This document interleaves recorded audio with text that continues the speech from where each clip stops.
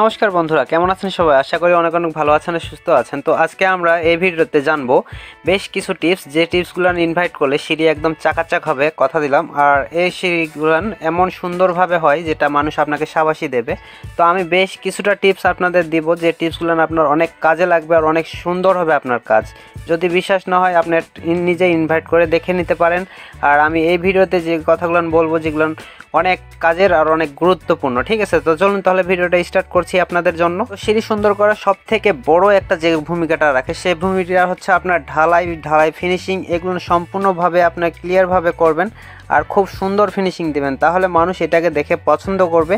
আর আপনার যে সাইডগুলান হবে, এই যে সাইডগুলান দেখতে পাচ্ছেন, এই সাইডগুলান একবার তীর বরাবর আপনাকে সোজা রাখতে হবে। আর যে ট্রেডগুলান হবে, ট্রেডগুলান একবার সুন্দর করে গাজে গাজে মালগুলো রাখতে হবে, তাতে আপনার ট্রেডগুলান যেন কোনো ঘানি কম না থাকে, তাহলে আপনার সেইটা সুন্দর দেখা যাবে। আর আরেকটা বিশেষ করে ভূমিকা রাখে, যেটা মাঝখানে যে টানাটা আছে, এই টানাটা আপনারা অবশ্যই মারবেন। কারণ এই টানাটা যদি না মারেন, উপরে ঢালাইয়ের প্রেসারে, আপনার কংক্রিটের প্রেসারে ওটা বাঁক নেয়। সো ওইটাকে আগে মেরে নিতে হবে। আর বিশেষ করে পলিথিনটা যেটা আপনারা ইউজ করবেন, এই পলিথিনটা যেন একবার শার্ট অবস্থায় থাকে, যেন কোনো রকম দুমড়ানো মুচড়ানো না থাকে, একবার প্লানভাবে দেবেন। তাহলে ঢালাইয়ের পরে ওটা একবার মনে করেন যে সেই ফিনিশিং আসবে। তো এটা করে নেবেন। তারপর উপরে যেটা আসবে এটা আপনার ব্লক করবেন। ব্লক করার পরে আপনারা এখানে তার আগে পলিথিন করে এখানে ব্লক করবেন। আর দেখবেন যে এই যে মিলটা আছে না, দেখতে পাচ্ছেন, এই যে সোজা মিল করা আছে, এই সোজাটা দেখছেন। তো এইটা যেটা 10 ইঞ্চি বারে দেওয়া হয়, ওটাই হচ্ছে মেন সাবজেক্ট, যে এই ধাপের সাথে এই 10 ইঞ্চি বারটা যেন ওটা ম্যাচিং হয়। তো আমার অনেক ভিডিওতে দেখছেন। আর এই যে দেখেন, এখানে আমি তীর বরাবর সোজা রাখছি, দেখছেন সাইডটা, এটা একবারে সোজা রাখবেন আর কোনো প্রকার এক করবেন না। আর এই যে দেখেন, তো সিঁড়ির যে ফ্লাইটটা হয়, যেটা দেখতে পাচ্ছেন, এটা অনেকেরই 4 ইঞ্চিও আসে, আবার কারো 3 ইঞ্চিও আসে। আমি এটা যাচাই করে দেখছি, অনেকজনেরই দেখছি। আর এটা আমি ফুল 5 ইঞ্চি ওভার আপনাকে মেপে দেখাচ্ছি। যে কটা গ্যাপ মাপবো সবগুলো 5 ইঞ্চি ওভার পাবেন।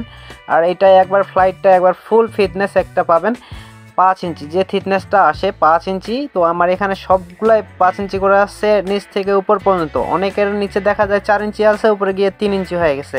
তো এটা করা যাবে না, সিঁড়ি অনেক দুর্বল হয়ে যায়। আর আপনার ফুল একটা ফিটনেস রাখার চেষ্টা করবেন, যেন সিঁড়িটা মজবুত হয়, ঠিক আছে? তো আর এখানে দেখেন, আরেকটা জিনিস দেখাই, অনেকেরও ট্রেড যেটা আপনার ধাপের যে হাইটটা আছে, তো ওই হাইটটা অনেকের মানে রাইজারের যেটা আপনার 10 ইঞ্চি চওড়া, এই 10 ইঞ্চি চওড়াটার মাঝে ওই পাশে গিয়ে ওটা কিন্তু ভিতরে ঢুকে থাকে, কিংবা কারো উপর উঠে থাকে। তো এই জিনিসটা হয় আপনার, যেটা ধাপ যখন বাহির করেন আর চকিটা যখন ল্যান্ডিংটা মিল করেন, তো ওই ল্যান্ডিংটার সাথে এই ধাপটাও হিসাব করে বের করে নিতে হবে।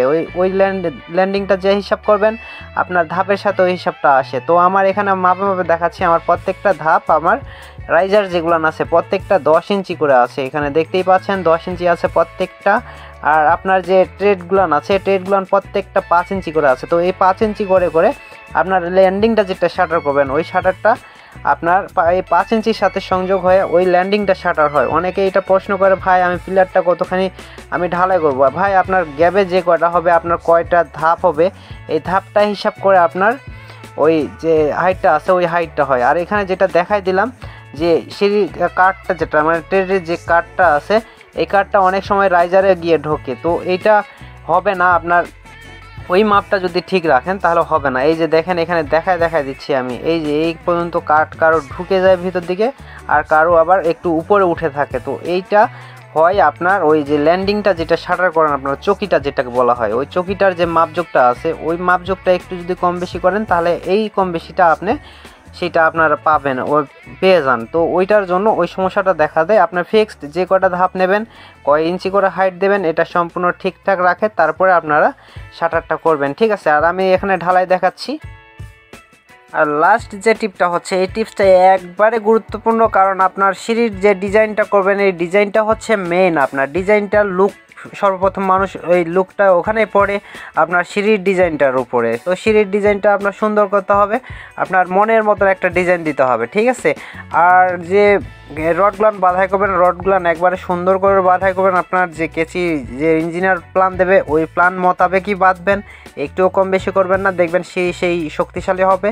আর অবশ্যই খেয়াল রাখবেন বাইন্ডার ঠিকঠাক বাঁধবেন, মেন রডগুলো ঠিকঠাক বাঁধবেন, কেচি ঠিকঠাক হলো কিনা, কিংবা নিচের আমাদের ভাগসূত্র ঠিক হলো কিনা, এটা ঠিকঠাক রাখে আপনার সব কিছুই মিল হবে আপনার ভাগসূত্রের মধ্যেই। যেমন ধরেন আপনার 13 ধাপের অনেক সিঁড়ির কাজ দেখাইছি, 13 ধাপে কত হয় 65 ইঞ্চি, তাই না? তো 65 ইঞ্চি 5 ইঞ্চি মাইনাস করে আপনারা ল্যান্ডিংটা শাটার করে নেবেন, ঠিক আছে? তো ল্যান্ডিংয়ের তুমি টপ থেকে, ঠিক আছে?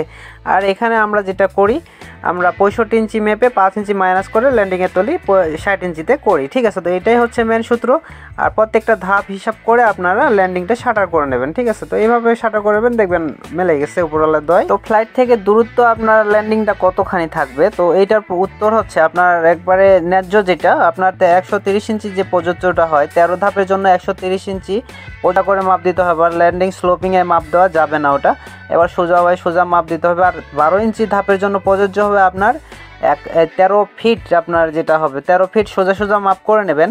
আপনার ল্যান্ডিংয়ের নিচ থেকে যেখানে ল্যান্ডিং শুরু আছে আর ওখান থেকে আপনার যে ফ্লাইটটা শুরু করবেন এই পর্যন্ত দূরত্ব থাকতে হবে 13 ফিট, ঠিক আছে? আর আবারও বলতেছি, আপনার প্রথম যে ফ্লাইটটা শুরু করবেন এখান থেকে আপনার উপর ল্যান্ডিং যেটা আছে ওই ল্যান্ডিং পর্যন্ত 10 ইঞ্চি ধাপের জন্য প্রযোজ্য হবে আপনার 130 ইঞ্চি, আর 12 ইঞ্চি ধাপের জন্য হবে আপনার 13 ফিট প্রযোজ্য, ঠিক আছে?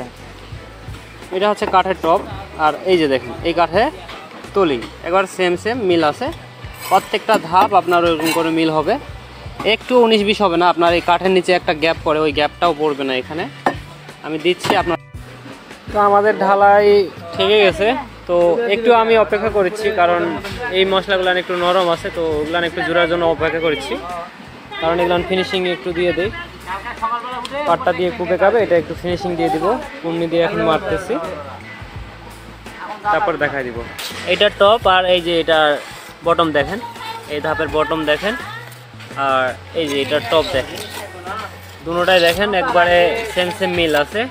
তো আপনারা এই ধাপ করে যখন নেবেন তখন দেখবেন আপনাদেরও এরকম সুন্দর হয়েছে। এটা আপনার এই যে দেখেন, এটাও প্রত্যেকটা ধাপ আমার এরকম মিল আছে, কাঠের এই যে কাঠটা দেখছেন না, কাঠের তলি পর্যন্ত আছে প্রত্যেকটা ধাপ, আর এগুলান গ্যাপ করবে না, আপনার ফিক্সড একটা মাপ পাবেন